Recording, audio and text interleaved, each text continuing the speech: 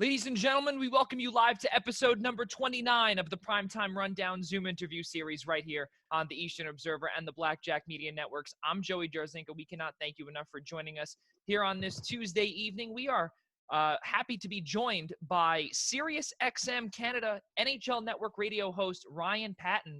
We could find you on Sirius XM Canada Talks Channel 167 and also on Saturdays Channel 91 on NHL Network Radio. But Ryan, great to be with you here today. And how are things in quarantine for you?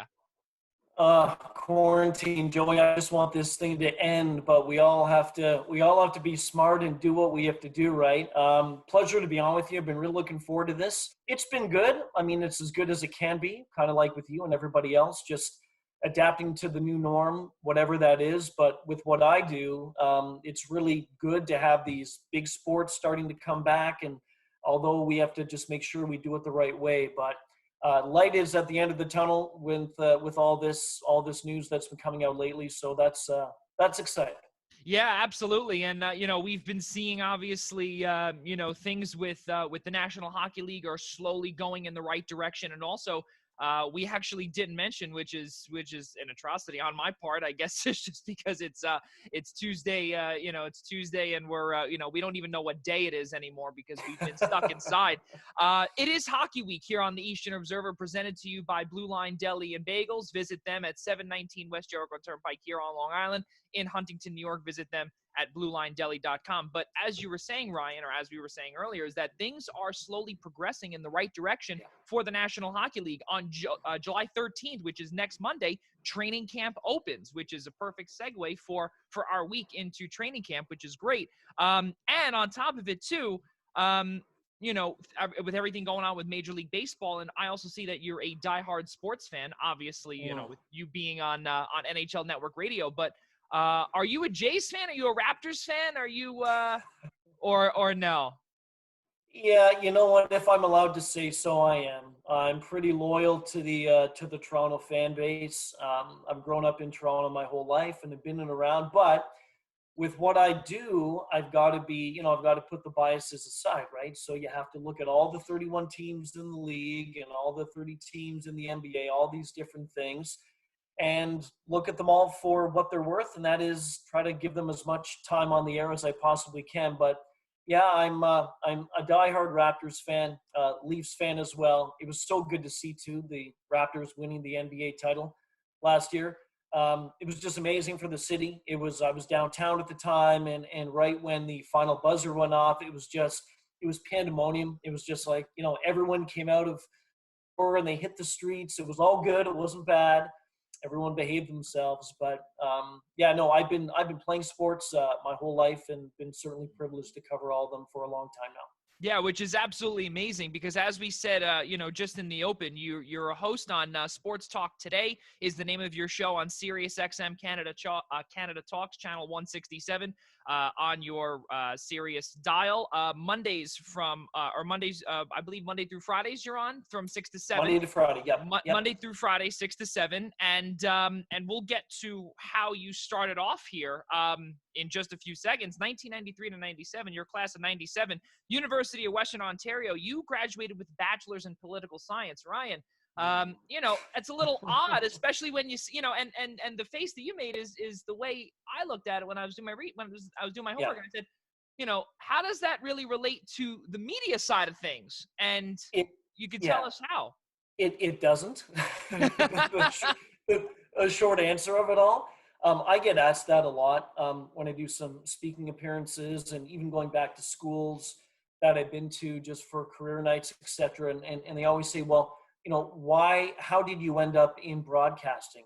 As I think with any boy and girl, you certainly who love sports when they grow up, you want to play them when you're older. You certainly want to do that. That's the goal and the dream of every athlete or every kid who loves sports. But that didn't come to be. I played a whole bunch of them, but I always knew that sports was in my blood and in my background.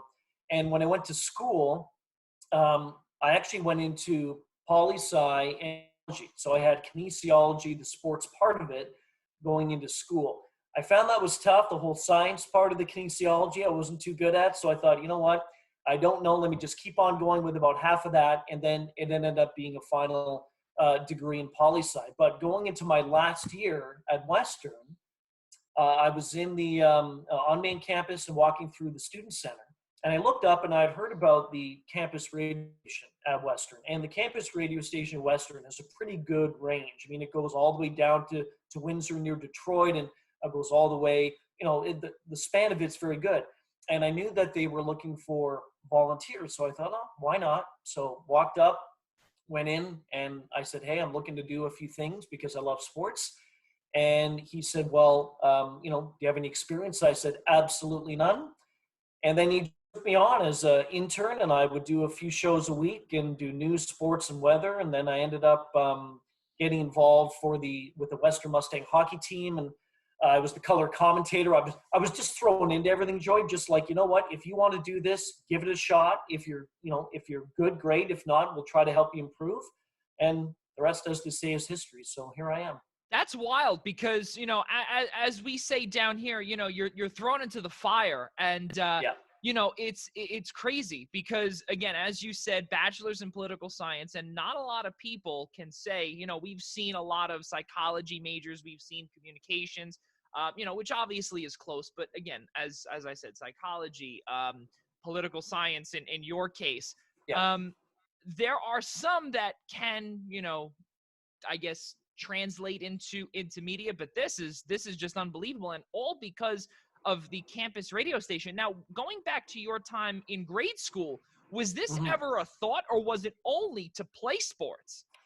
It was only to play. And on a side note with that, I'm glad you brought that up, if it was only a thought, because I could not speak in front of anybody at school. I was nervous. I was hesitant. The debating class was awful for me. I dreaded it. Every time I walked to that classroom, I'm not going to make it. I want nothing to do with it. So public speaking, whether it being in front of people, in a mic, on a TV, whatever, it just was nothing that I wanted to do. It was completely out of my comfort zone. But part of this whole thing for me is, I'm sure this story can be told from other people as well. But I think what makes this kind of unique for me is that it's something that I wasn't comfortable in. Yet I knew I loved sports. And so you take sports, which I was comfortable, put me into an environment that I wasn't comfortable in, and see how they can mesh together. And, to this day, I love talking. I do it for a living. I'm talking to you. I'm talking to whoever I am over the course of the week. It's just funny how I look back and haven't thought about this in a little bit since you asked me about that. So it's funny how the different steps you take back then, the things that you don't think you're good at, sometimes in life come back to you years later, and you realize, you know what, I'm okay with that. So let's kind of see. Yeah, it's very funny because we actually spoke with your colleague Dennis Bernstein on. He's a gem. Yeah, we spoke to him on Thursday, and for those that are tuning in now that watched that episode, know that he was with Red Bull for almost 20 years, I think it was almost a decade or something like that. Yeah. And, he was a recruiter. He was an accountant. He graduated from Fordham, not with a broadcasting degree. And for most people that know, I'm assuming you know as well, Fordham is where is the broadcasting school. It is the, in addition to Syracuse and also in your area, Ryerson as well. But, now you see there's another person like you who has made it.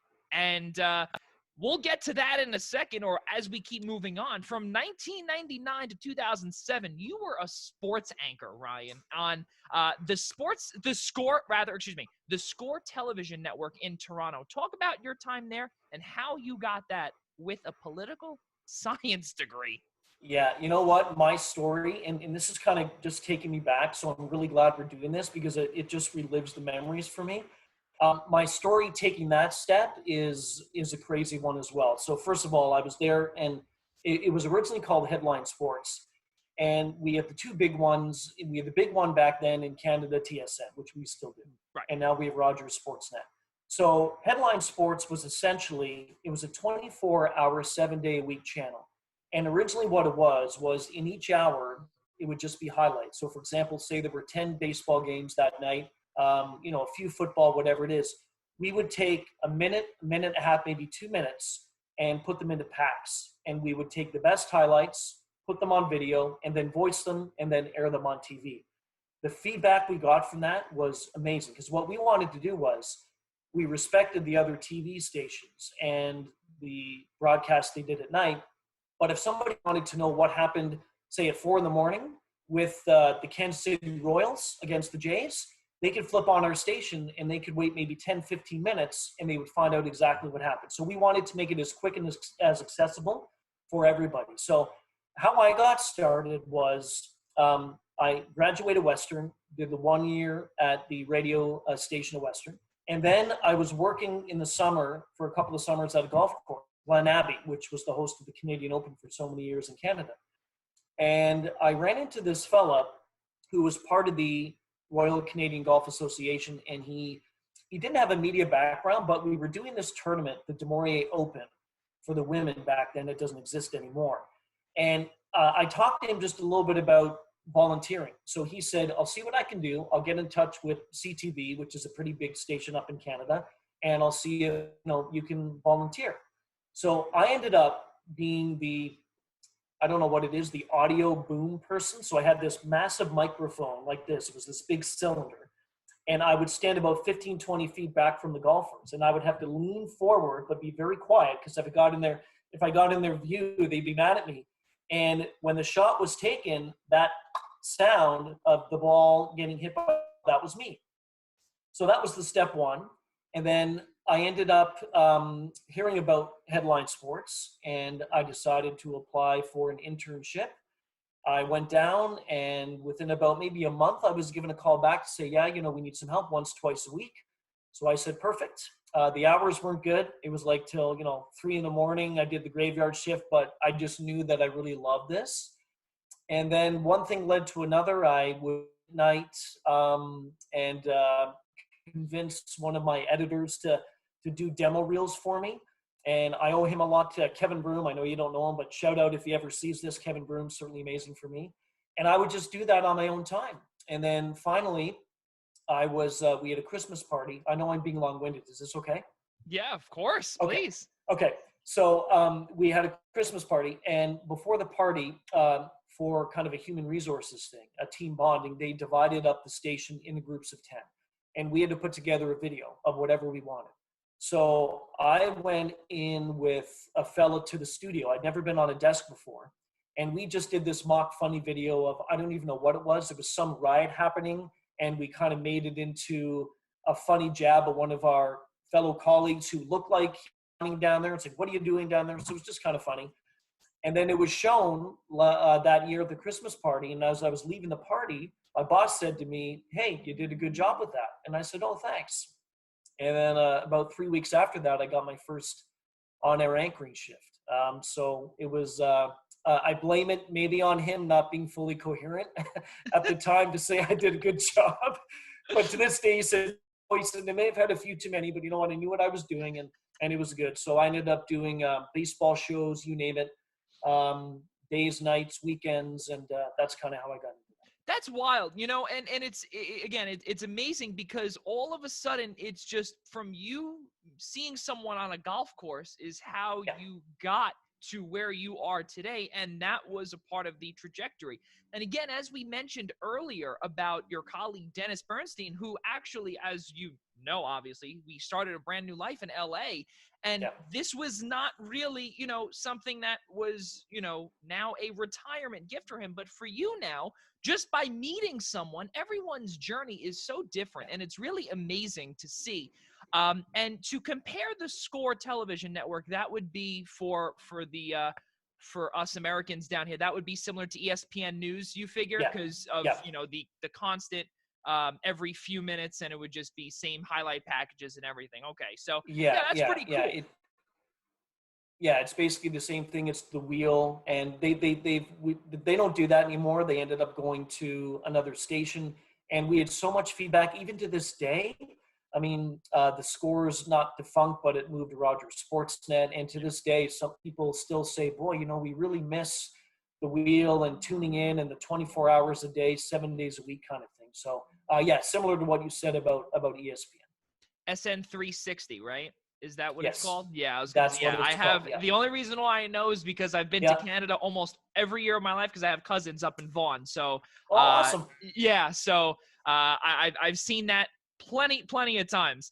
Yeah. So now moving forward, you obviously have not had the experience on television, but now things get a little interesting for you. And we've seen you on numerous commercials on television. We've Uh, seen you on TV shows. You've made yeah. appearances on there all throughout Canada. So, some of them to be mentioned are the following. Sobeys Canada, for those that do not know, that's a supermarket in Canada.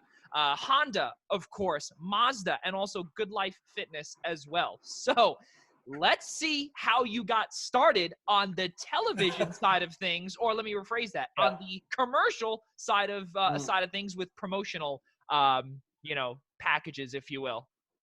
You're taking me back. My goodness, Joey, great research. Yeah, first of all, the commercial work was so fun. And I kind of went into it with them. It's something I try on the side. And when I stopped doing the TV work, I still love television. So I thought, you know what? Let me just see. I'll tell them I don't have any experience. I've been on television, but it's completely different when you think about doing a commercial. So I would be cast for a lot of young dad roles, and I'd be cast, yeah, go figure, and which is fine. You get typecast, and that's what I was. But it gave me auditions, so I was fun. You know, cast me whatever you want as long as I get auditions. Yeah. So the toughest thing for me was to get over the fact if I go in for an audition, if I don't get it, it's okay. It took a little while. Not that I went into it thinking, "Oh, I'm going to get this, and nobody's as good as me." That's not it at all. But it really kind of takes you a step back to say, "Well, there's about 5 or 10 people going after something. You're in the same room, so it's kind of nerve-wracking. So how do you keep the emotions intact and just take a deep breath, go into the casting director, and do what you do?" So I was lucky enough to land a lot of them, which has been great over the course of time, and I do it really part-time because, to be honest, with what I do and different appearances over the course of the day in my shows, I don't have a lot of time to go to the auditions.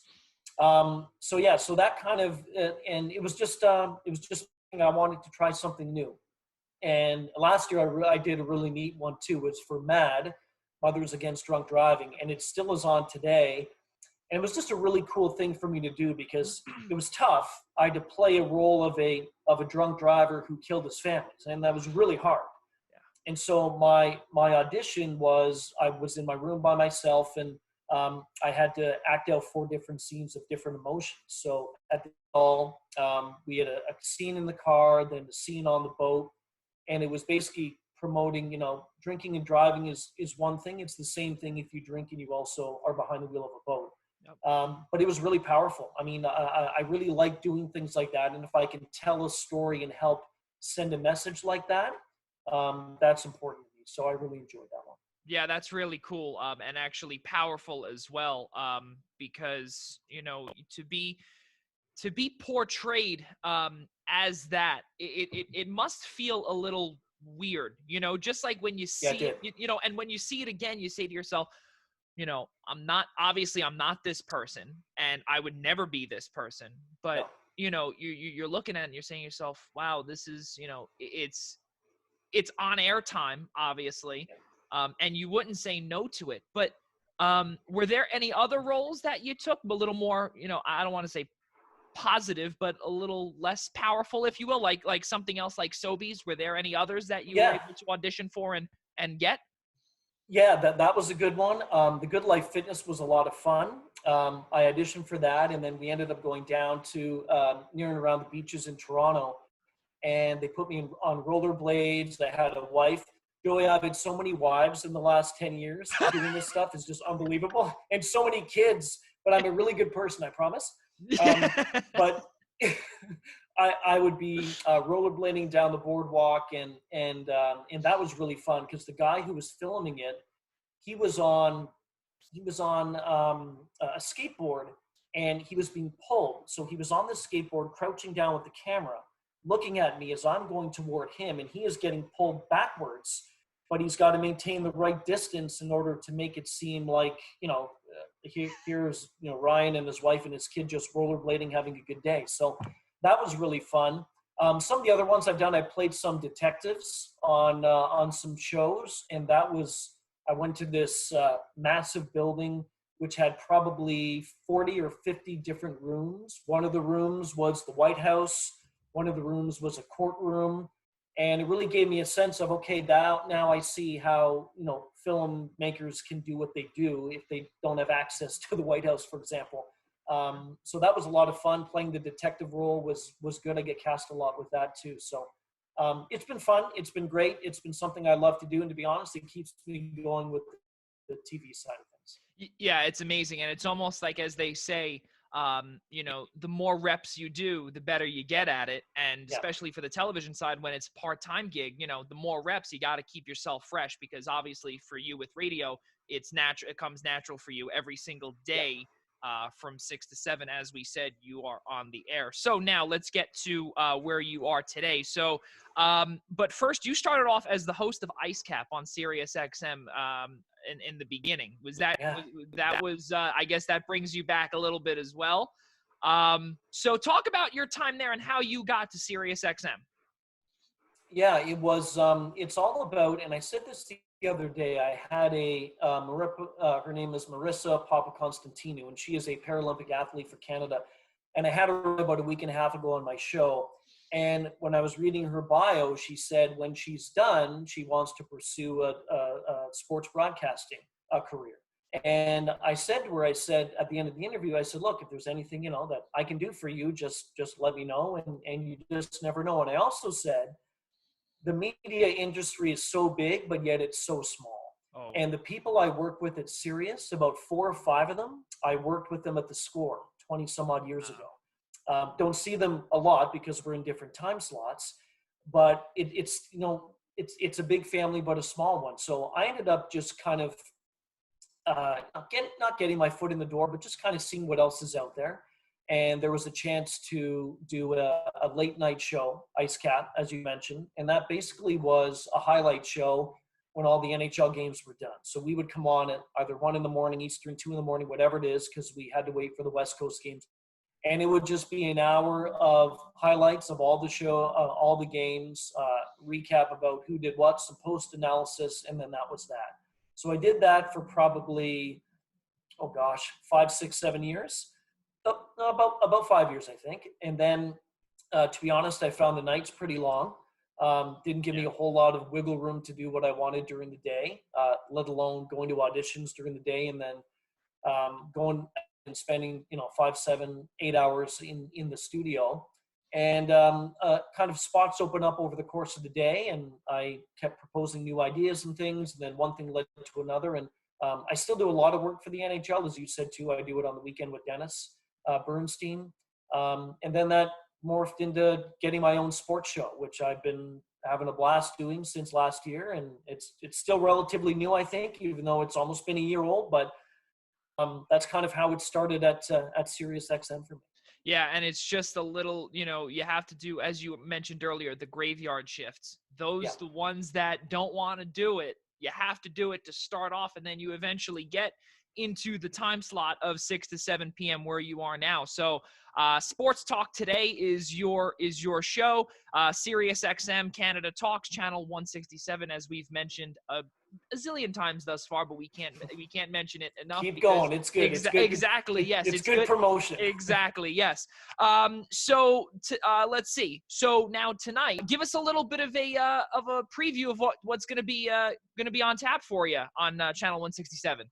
Yeah, we've got NHL, which was big news yesterday, of course, with the CBA being ratified and the return to play format being completely announced with Phase 3 and Phase 4, and as you mentioned, to July 13th, a week ago yesterday. So this coming Monday, it's when Phase 3 is going to begin for training camp. So we're going to talk more about that. Dive into as well the NBA.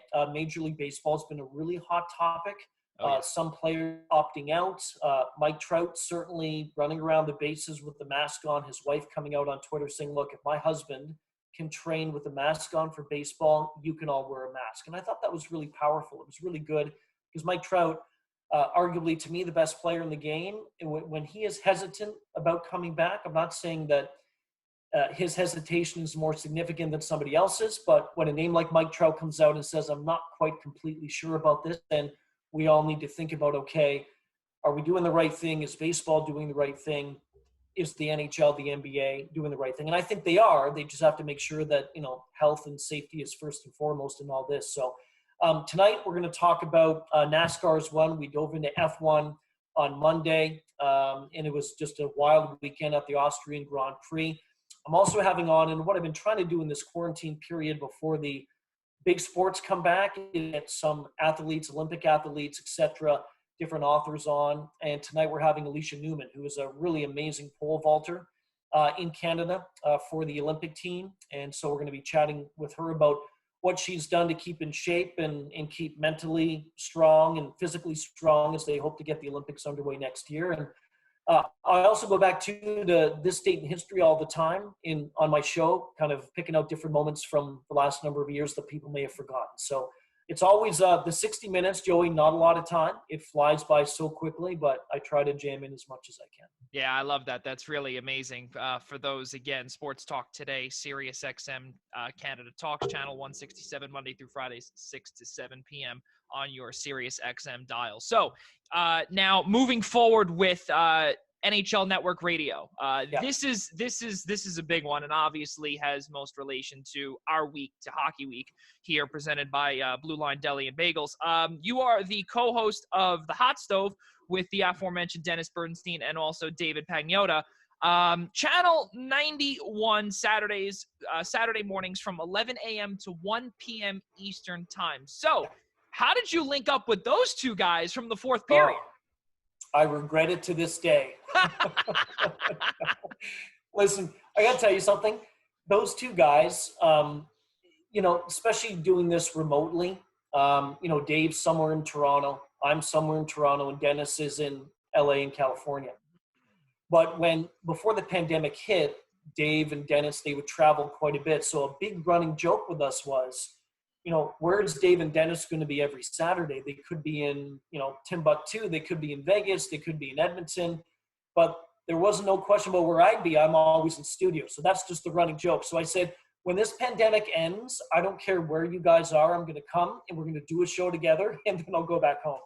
So how it came up with those two is that since I've been with Channel 91, not doing the Hot Stove, but before that, I talked to them over the course of the year a number of times, have them on my shows.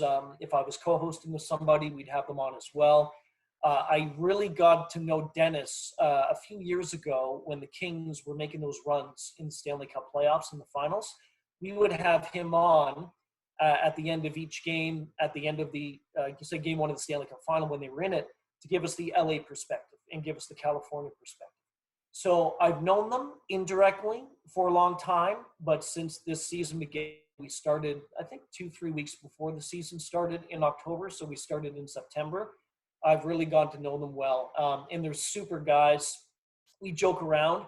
So many things too, Joey, that we do over the course of the being remote is that, because Dave's in Toronto and Dennis, as I said, is in LA and I'm in Toronto, we're texting as we're interviewing because, okay, do you want to go? Do I want to go? Does he want to go? Sometimes we don't make it. Sometimes we do.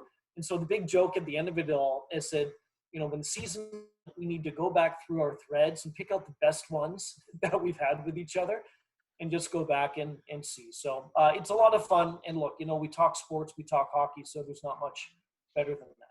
Yeah, absolutely. And especially to be at remote locations, the three of you, that actually brings me to my next question, which has to do with the coronavirus and everything else going on in North America right now.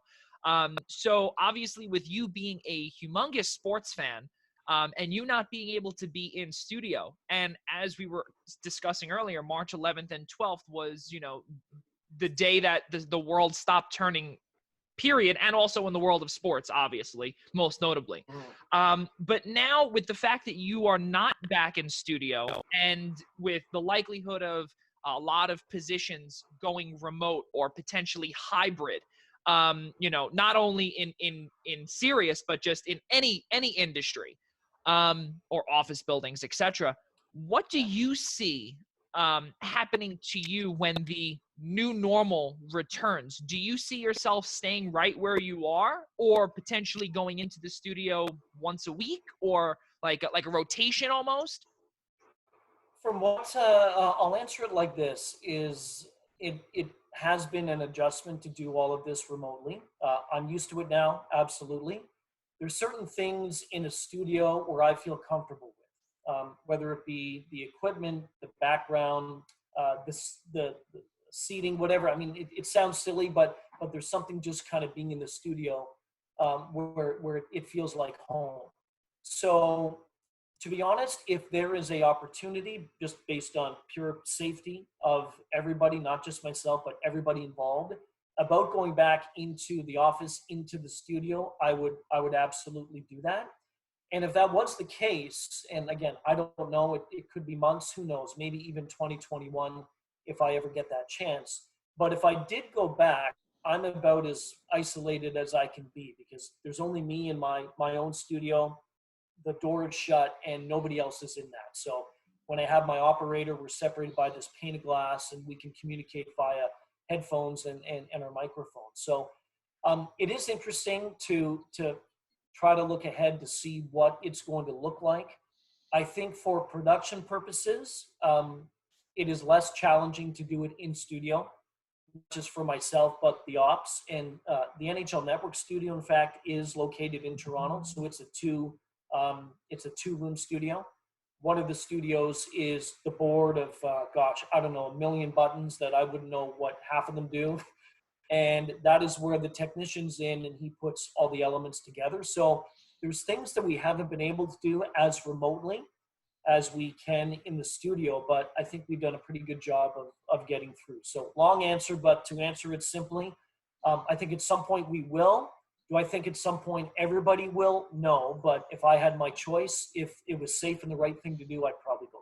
Especially because this is something that you've worked towards all your life. And, Right. and a lot of people say this is that, obviously where you are, where I am, we're privileged to be in a space, in a safe space where we're able to quarantine, have the room to be able to, like in your case, be able to broadcast on satellite radio directly from your house. It's really unbelievable. And some people might not be able to do that. Which again is unfortunate, but it stinks, especially when you've worked all your life for it and then it, God forbid, gets taken away from you. But hopefully in your case and for the rest, that does not happen. Now again, going back to March 11th and 12th, when you heard this, and when I'm assuming you were in the studio March 11th, because if I'm not mistaken, that Rudy Gobert news came out around, I know I was at the Big East tournament at the Garden. So I think 7 or 8 o'clock that came out or something like that, or in that range or a little after. So you were probably just wrapping up your show. So what was your initial thought when you heard that Rudy Gobert tested positive and then, oh boy, I may never see this studio for another year? Yeah. My initial thought was, who's next? And my second thought was the NHL was going to follow suit.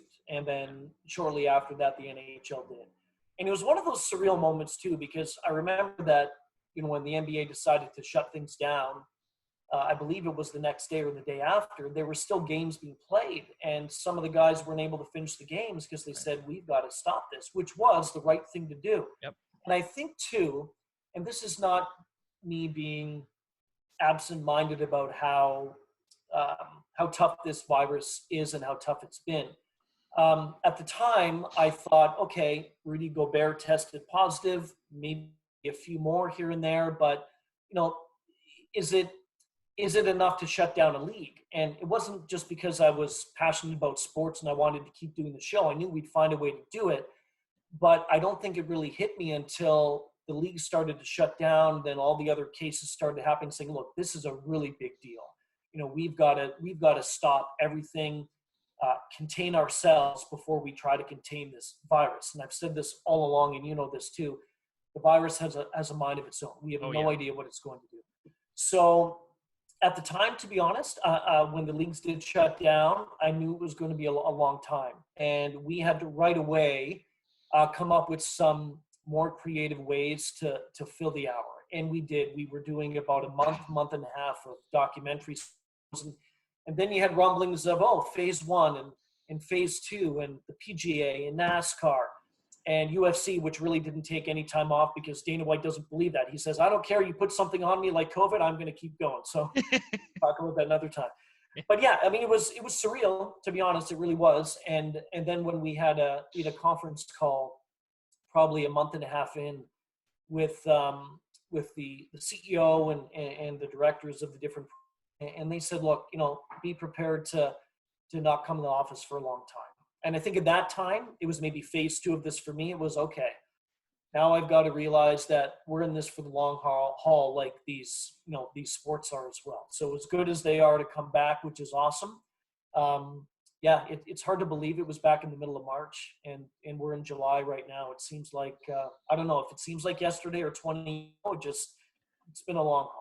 Yeah, no, it's been, I can attest to that, Ryan. It's, it honestly, to me, that's why when I said earlier, is it Tuesday? Is it Wednesday? Is it July? Is it 2023? I don't know what year it is anymore because every day just seems the same when we're, either stuck inside or, where we're told to stay inside, which really is, it has an effect on your mental health as well. And actually, you know what? I'll actually ask this question because that was one of the questions I was going to ask anyway. But now, with that being said, with you as a political science major, but now you're in the media, and there's an aspiring broadcaster or aspiring writer, journalist. And I've asked all of my guests this because this is definitely something a little powerful. And when you're told to stay inside, you're told to shelter in place here, New York, pause, whatever the case may be. What is your advice to that young aspiring person that needs that little boost to get back on the horse and to say to themselves, well, I can really accomplish my goal when something inside them is telling them, it's not ever going to work? What's your advice to them? And it's easier said than done. Just to stay with it and try to stay as positive within yourself. And also too, when you look at what's been happening in the world and when it comes to aspiring media people getting in the business, everyone is doing the same thing right now. And what I mean by that is you and I are doing this virtually. I could have been in the studio. You could have been somewhere else. And even if you don't have a platform to do what you want to do, such as we're doing right now, find a way just to make it your own and stay creative in this virtual moment. And also too, this kind of just going off the top of my head, I remember when I started TV and even in radio, a lot of times I would take things personally. And there were a lot of people, and I'll be honest, over the course of time in my broadcasting career in television that weren't fans of mine. Not that I said something wrong, but they just didn't like your style, what you did, whatever it was. Same thing with radio. And it was tough to kind of overcome that because I'm a sensitive guy. So I took it, oh man, so-and-so doesn't really think I did a good job. And then the next day I wasn't feeling confident. But the thing is, I think for people too, even if they're aspiring, just be unique to yourself. And if you put the work in and if you put the effort in, you're going to find something, whether it be today, tomorrow, in a year. You're going to find something down the road, and you're going to look back on those times and think, you know what? I may not be like so-and-so, but you don't have to be like that. That's what I love about this job. You and I are different. You're the same. I love this job because everybody is different in how they deliver. Everyone's different in how they perform and in what they do. So it's tough to not get down in this time. It really is. And there's been moments for me too where it's just, okay, what am I going to do today?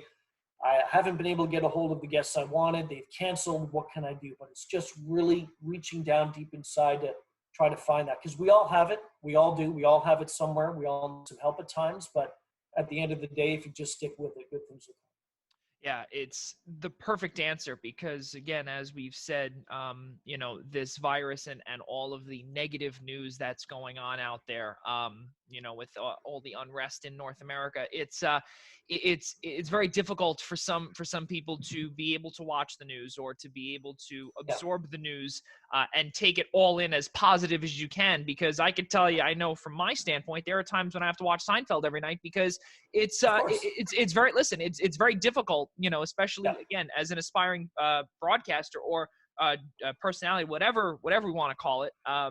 It takes a toll on you, and as you said, it has been the same case with you as well. yeah, and when just on that point, Yeah, for and sure. I think it's good because I do that too. I sometimes just think to myself, you know, it's good I'm doing what I'm doing. I'm very thankful and blessed to be doing that. But sometimes I just need to even just to take a break. So throw on something that is completely meaningless, but give yourself just that mental time to shut everything else Yep. out and then get back to doing what you're doing. So yeah. Yeah, that is the perfect explanation there.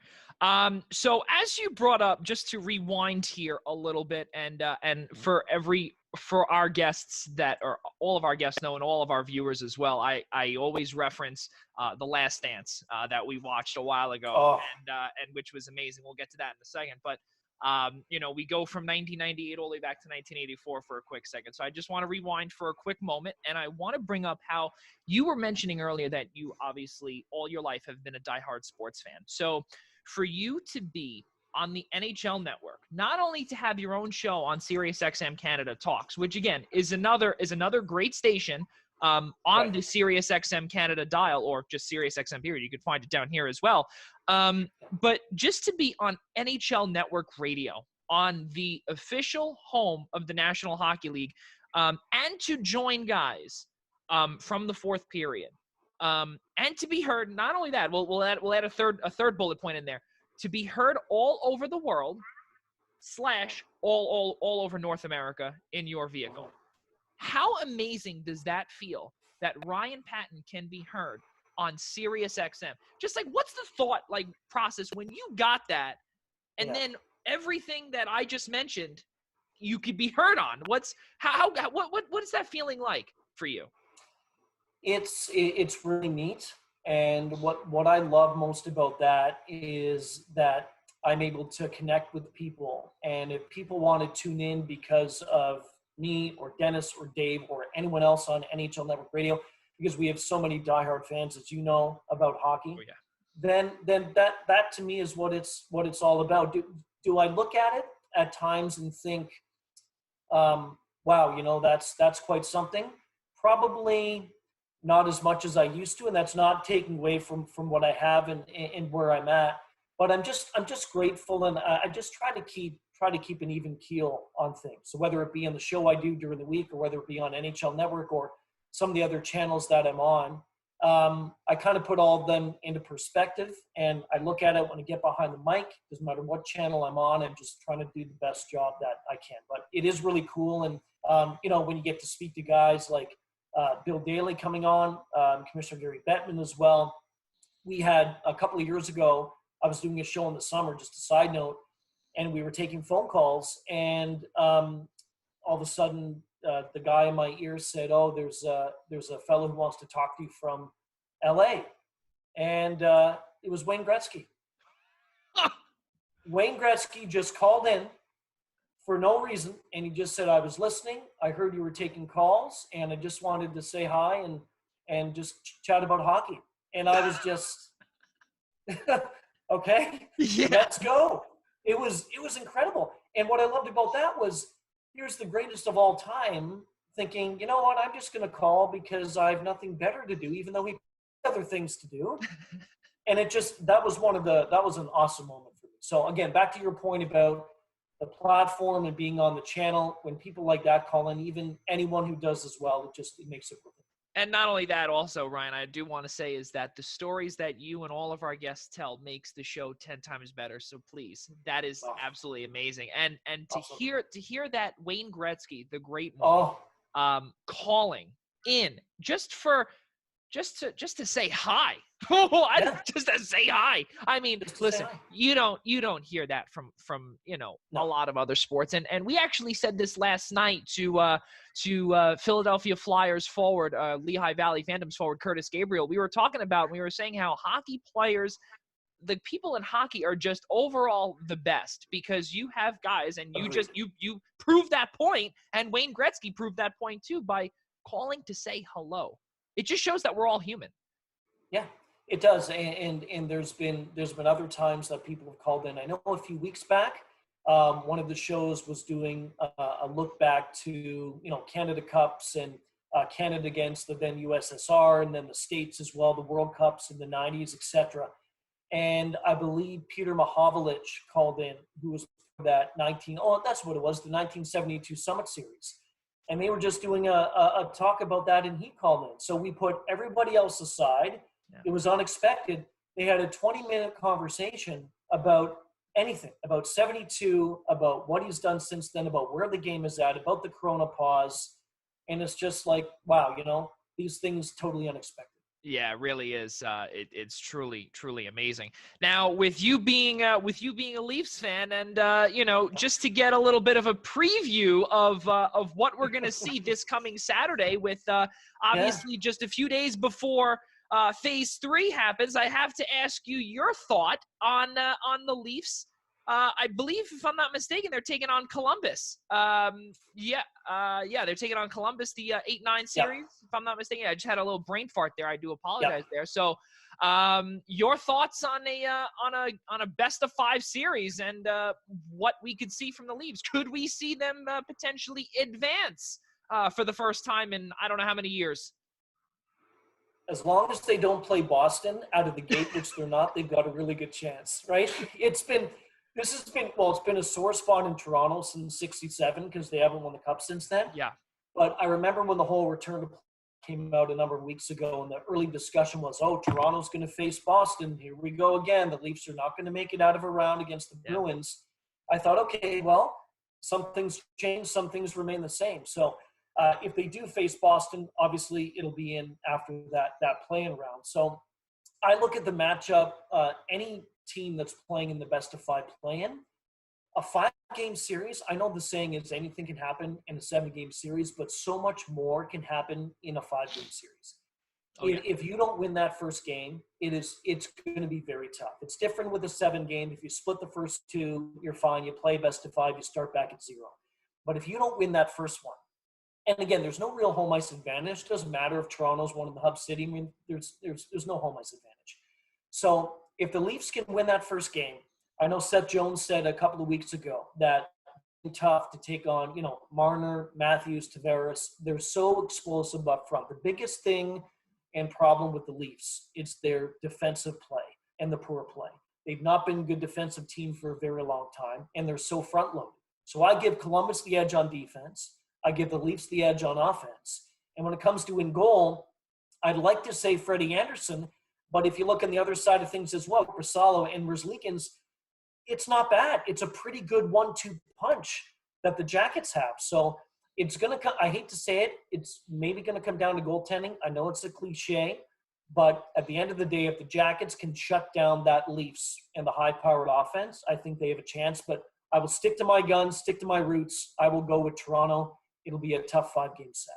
Okay, that's pretty good. Yeah, I was gonna that, Joey. Don't hold. No, I definitely won't. No, that I won't do that yet. But one of these days, we'll have to get you on our podcast and have a little powwow when it comes to the. Would love to. With a few of our Islanders fans over here, and talk a little bit about the new Leafs Islanders rivalry. So that would definitely be a lot of fun. So now, as we get into the final 5 minutes of our interview here, which cannot thank you enough for coming on here and spending an hour of your time here. Hockey Week again, ladies and gentlemen, is presented to you by Blue Line Deli and Bagels. Visit them, 719 West Jericho Turnpike here on Long Island. Visit them, bluelinedeli.com. So now, who is your biggest inspiration in life to get you to where you are today? Who do you look back to and say thank you? That's a tough one. There's two, and the obvious answer for many people, I'm sure, would be some member of their family. So I'm gonna have to say my dad. One of those people, and it's funny too. With him, he wanted to be in some way involved in radio. His passion is radio, and he never got a chance to do it, and never just took that step to do so. When I got into broadcasting, he's been living through me for about 20 some odd years, and it's been great. Even though the pressure's been intense, I'm like, Dad, you don't need to call me and tell me that was bad. I get it. We'll talk tomorrow. So, but at the end of the day, he's going back to what you were saying about, these aspiring media people during this time. He kept pushing me, kept saying, you can do it, be strong and be true to yourself. And you'll have some tough times, take one step back, but take two steps ahead. And it may take some time, but you'll get there. So my dad probably. When it comes to actual broadcasting, there is a legend in Canada. His name's Brian Williams. And when I grew up, he's been around he does off and on programs now, but he's been the voice of the Olympics. He's been the voice of baseball. He's been the host of hockey. He's done everything there is to do in this country. And I remember when I first started out at the Score, a phone call, and my name was called on the speaker. And so I picked up the phone, and it was Brian Williams calling me.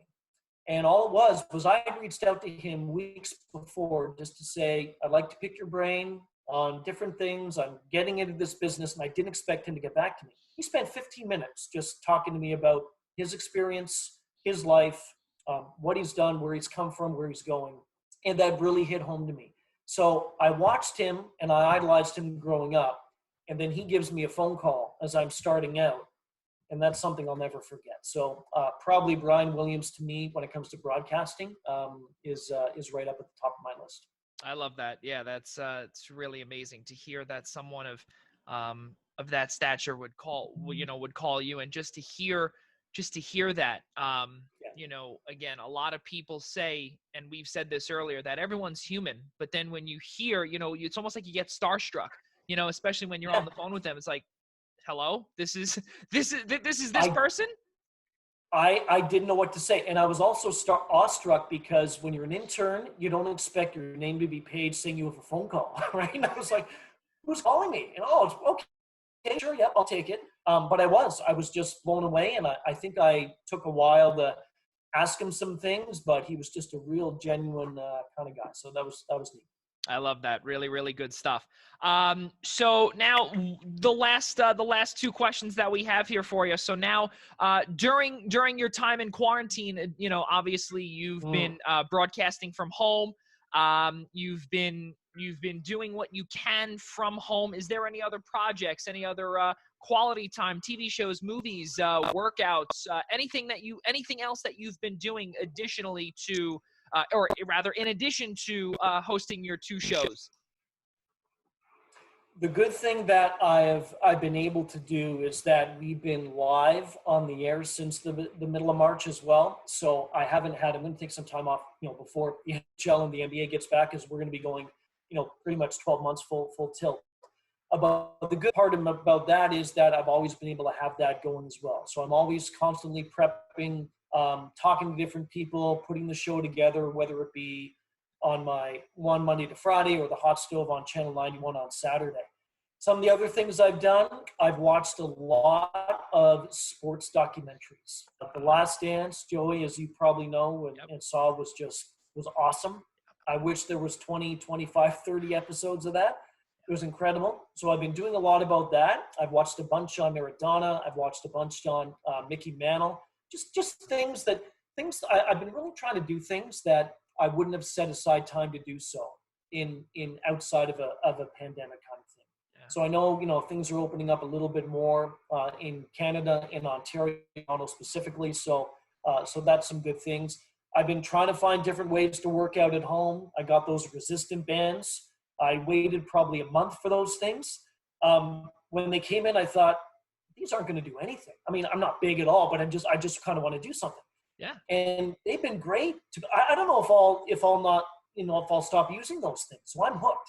There you go. Yeah. So that's been, So that's been another thing. Doing a lot of reading as well, but I've been lucky that I've been still able to do the shows on a live basis. So. Yeah, that's really, really unbelievable. And, bringing up The Last Dance, I do have to say, and I think I've said this with every guest as well, is that I think that might be one of the best sports documentaries ever, Oh, like especially the series is ever, something that we've seen, and we might, there might be, I don't know if we'll ever see something live up to the hype ever again. And, along those lines, it's wild. yeah, hands down to me, it was amazing. And probably the moment that stood out for me, I'm sure you remember this one. It wasn't, Jordan ripping on his teammates. It wasn't Dennis Rodman going to Vegas, nothing like that. It was one moment when, toward the end of one of the segments, Michael was asked about something like, you really push people Yes. and win at all costs. And he started to tear up. Yep. And he knows that part of what he did probably wasn't right, and looked upon as with positivity from people. And then he said, "Oh, I got to take a break." That to me really hit home, saying, yeah, he did. He won at all costs, made a lot of enemies, made a lot of friends, but he did what he had to do. So I'm with you. That to me lived up to the hype, and one of the best I've seen, one of the best I'll ever see. Yeah, absolutely. And the one final question that we have here that we've been asking every single guest. So now you are guest number 29, Ryan Paton, and we've asked everybody ever since summer hit. We need something to look forward to since we can't go out, since we can't do whatever. But we hear the ice cream man a lot. And we say, okay, well, we can't do whatever, can't go to the park, can't do whatever, but some people have a pool, have whatever, but they need some ice cream or that little refreshment. So I am going to ask you, Ryan, what is your favorite ice cream flavor? And just to say, Dennis Bernstein's, if you don't know, is mint chocolate chip. So what is yours?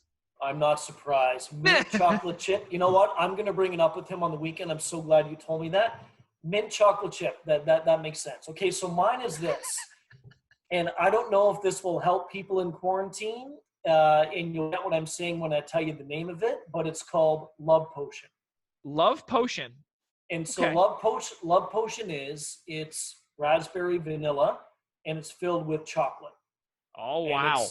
And it's really good. Again, I don't know if it's going to help, people during this time to do whatever, but that's me.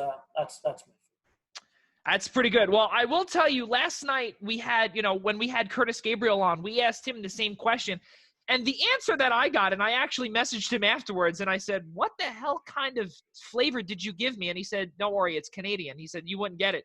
So he said something about Smarties or some Smartie balls or something like that. And I said, okay, well, what is that? So this Love Potion here that you gave us here, is that a Canadian, or like a certain type of Canadian flavor, or is that I don't know if it is. I think when I've traveled to the States a number of times over the years, I've had a version of it. It may be called something different. So I'm not going to say it's uniquely Canadian, but I probably should have come up with something like that. No, yeah, it's all good. Can you ask me the question again?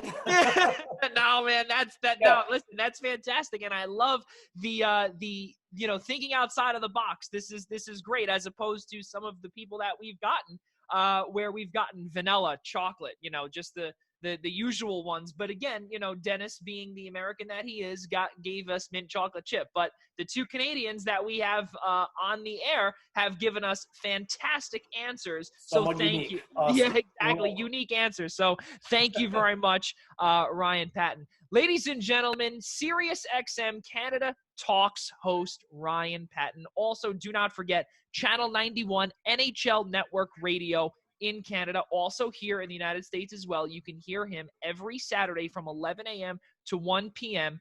On NHL Network Radio with Dennis Bernstein, David Pagnotta, and yourself as well. Brian, thanks so much for joining me here on Doubleheader Tuesday, and it was really a lot of fun today. I had a great time, Joey. Been looking forward to it, and I'd love to chat with you and some of the Islanders fans. We can chat about the Leafs matchup at some point, maybe down the road. Thanks for this. Yeah, it's going to be tons of fun. So before you do go, just want to say we cannot thank everyone for joining us here on Doubleheader Tuesday, for watching just a few hours earlier, episode number 11 of the Essential Wrestling Podcast. Thank you all for staying with us here this evening. Also, episode number 12 of the Essential Wrestling Podcast will come back to you live on Tuesday, July 14th at 6 p.m. But Hockey Week continues tomorrow when we welcome former Vancouver Canuck, Carolina Hurricane, New Jersey Devil, and Calgary Flames goaltender Eddie Lack to the show tomorrow night. July 8th, starting at 8 p.m. Eastern time right here on the Eastern Observer. Also, join our friends Kurt, Kenny, Jim, and Petro Wednesday night, July 8th, tomorrow night, starting at 8 p.m. as they talk all things sports over at the K&K Sports Show on our sister station, the I-95 Sports Network. So, to let Ryan go soon, or now actually, I'm Joey Jarzynka, and for all of us at the Eastern Observer and the Blackjack Media Networks, again, Ryan Paton, Joey Jarzynka, we'll see you next time.